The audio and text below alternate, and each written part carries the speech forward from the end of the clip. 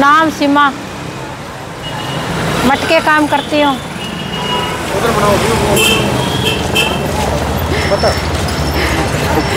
सब सब चीज़ें बेचती हूँ और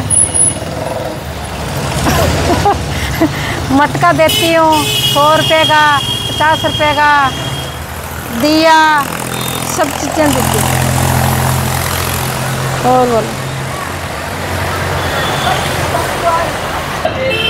రాజస్థాన్ నేను వచ్చిన తర్వాత ఏంటంటే తిరిగి పయనం అయ్యేటప్పుడు ఇవన్నీ చూశానండి. ఇక్కడ చాలా అద్భుతమైన వస్తువులు ఉన్నాయి.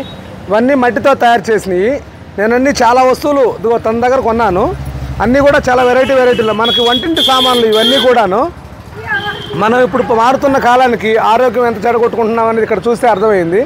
అన్నీ కూడాను మనం ఇంట్లో వంటింటి పాత్రలు అన్నీ చాలా అద్భుతంగా ఉన్నాయి. అన్నీ తీసుకున్నాను నేను.